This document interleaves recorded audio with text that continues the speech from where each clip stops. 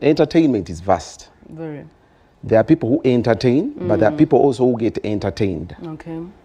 So there are people who get entertained by drinking beer. Now, it's something that inspired me. Nti abantu abasinga banywa beer kutamira kubayita bali juju. But I was somewhere nengwa ku bavubuka bayita ba hot beer. They're young people, but they chose to use the platform of beer okusavinga obulamu. So every weekend they drink beer, every Saturday, okuva Friday, Saturday, Sunday. Then on Monday ne bakwata sente ezo ze basonze ne bayamba ne bakola charity. It's very beautiful. Wow, it's amazing. It's very beautiful. Amazing. Now, I got them the baze ku nyam nyam chicken. And I wanted to dive deep because it can inspire. Abantu bagenda mu mabala ne bonona so much money. I know. Which is your liberty kubobozi koze. Now at the back of the mind we want to encourage Ugandans nti ne bobosanyika waliwo atali obubi ataswana. Yes, beer si kyekizibu naye mmere takina. So I wish you can copy all that. And that is why TVs are here. Sometimes stories have to empower. Sometimes stories have to encourage. So this is one of those stories I want Ugandans to appreciate. Era banavuka ba hot beer, I appreciate you baze, and I wanted to know what they do. Banywa beer ne bamala ne bayamba abantu. I love this. I love this. I love this. Okay, so let's get to see detail of this. Okay. Tuline family ya hot beer Kawunyem 360. Abakulu bano batukyaliddeko wano ku nyam nyam chicken mazo emengo. And bayina charity gye bagenda okukola.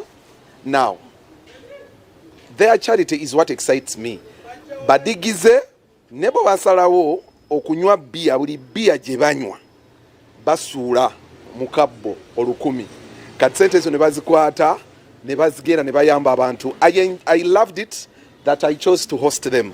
Tutuula ne tugamba kati tuinawo how much can we raise? Ainawo 10 nasulamu, ainawo 5 nasulamu, ainawo 1,000, ainawo 12 noteekamu, then ne tuteeka mu treasury. In those times when we have someone needing waliwo alina obwetaavu, tubaddukira ne tubayamba. Let's say oyina omwana gwosanze talina school fees tali mu ssomero ne tubakwatirako naye nga tuba tulina that big event tugendako nitukola charity. Okay, ekintu kino bwakitandika mutya, what inspired it? Kati ekintu twakitandika mu COVID. Twali tuddaawo embeera yatunyiga mu COVID nga ffe abantu.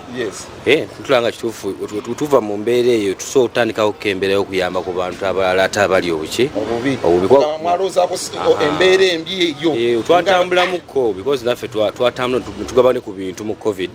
Netulaba abantu kakifu bali muki mu mbeera mbi. Tusalawo tugende nga mu byalo eyo tuyambeko ddala ezo homes kati nga like myaka energy ise tugenda ku faith children's home eri Lukaya twabazimbirayo ekizimbe tubayambako mu byokusoma ebyokulya era twavuddeyo kati that is very year tugenda kukyuka tudda Nakaseke Kiwoko in Luwero district.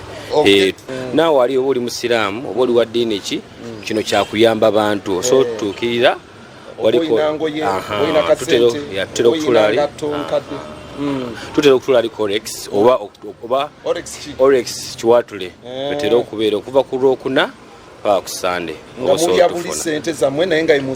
buli bbiya gye tunywa evaako 1,000 kuyamba abantu.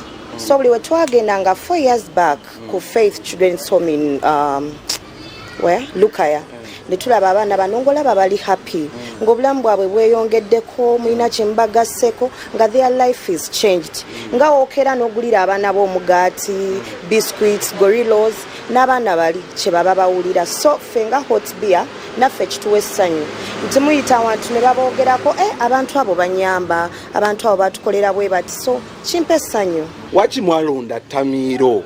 Why did you use beer? Why temwagamba hot soda hot chicken ndaba mugude nyam chicken muri ku chicken lwaki mwanonyamu Tamiiro? Waliwo abantu abamu abanywa lwakuba bali depressed balina ebizibu maybe they are financially down balina ebintu bye bayitamu oli n'agamba kangende nywe Tamiiro enveeko naye kati ffe twasalawo oli bw'ajja n'atwegattako nga ayina eyo mindset tugezaako okwagala omukyusa mbu yes osobola okunywa ka drink koyagala okunywa but while you make an impact on someone else's life. Kwegamba omuntu ajja n'ebirowoozo ne mumunyumiikiriza ne mumukamfatinga ne mumukansolinga nadda engulu. Kyekyo kyennyini. It's more of a family thing. We are family. Kino ekintu is it cooperated to you people only oba waliwo omulala asobola kitandika naye ne bwaba kuba waliwo abali embalala abali eggulu abatulaba? Not really kubanga nze mbadde all that I can advise everyone out there buli omu asobola okutandikawo buli omu asobola okutandikawo akakosa akatono ako ne mutandika ne muyamba kubanga kati kyenyinza obagamba ffe nga hot beer tetusobola kuyamba nsi yonna batono nnyo be tusobola okureachinga out to so omuntu bw'obeera embalala oba oli ggulu oba oliwa osobola okukunga mikwano gyo oba abantu bo ne mubaako kye mutandika ne muyambayambako kwabo ababali okumpi. Okay, drinking for charity. Drinking